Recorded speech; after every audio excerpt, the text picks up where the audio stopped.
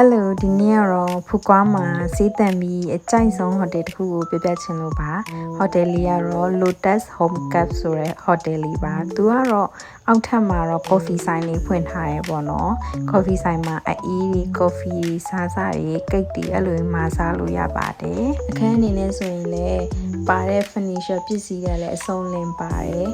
ကြည်ကြဲဝန်းဝန်းရှိတယ်ပေါ့နော်ရေရှုခန်းဆိုရင်လည်းကြည်ကြဲဝန်းလေးရှိတယ်ရေရှုကန်တွေကစပါတယ်ပေါ့နော်သူသုံးထားတဲ့ furniture ပစ္စည်းတွေကလည်းလုံးဝ luxury ဆန်းဆန်းလေးတွေပဲဆိုတော့ဓာတ်ပုံရိုက်ချိန်လည်းအဆင်ပြေတယ်ပြီးရင် hotel ရဲ့နေရာကလည်းလုံးဝပင်လယ်ကမ်းခြေနဲ့ကို3နှစ်လောက်လမ်းလျှောက်တာနဲ့ကိုရောက်တယ်ပေါ့နော်နောက်ဆုံးဒီအခန်းထဲမှာထည့်ပေးထားတဲ့ပစ္စည်းတွေကဘယ်လောက်စုံလဲဆိုလို့ရှိရင်အလုပ်စပွဲရစားတီးတန့်ကော်နာလေးတစ်ခုသူဖန်တီးပေးထားရပေါ့နော်ဟိုတယ်ရဲ့ runner ကိုထွက်လိုက်ပြီဆိုလို့ရှိရင်ညဘက်မြင်ရတဲ့ရှုခင်းလေးကလည်းတစ်မျိုးလာတယ်ပေါ့နော်ဒီဖူကွာမှာနာမည်ကြီးတဲ့ Kiss Bridge ကိုလည်းမြင်ရတယ်မနက်ဆိုရင်လည်းမနက်အလျောက်ပေါ့နော်အဲ့လိုရှုခင်းအရန်လာပါတယ် photo shoot တော့အဆင်ပြေရပေါ့နော်ဖူခွာရောက်လို့ရှိရင်လူတိုင်းဓာတ်ပုံရိုက်နေကြဒီနေရာလေးနဲ့လည်းနီးတဲ့ပြင်ကိုမနှက်ဖက်ပေါ့နော်ပင်လယ်ကမ်းခြေမှာလမ်းလေးလေးရှောက်လို့ရပါတယ်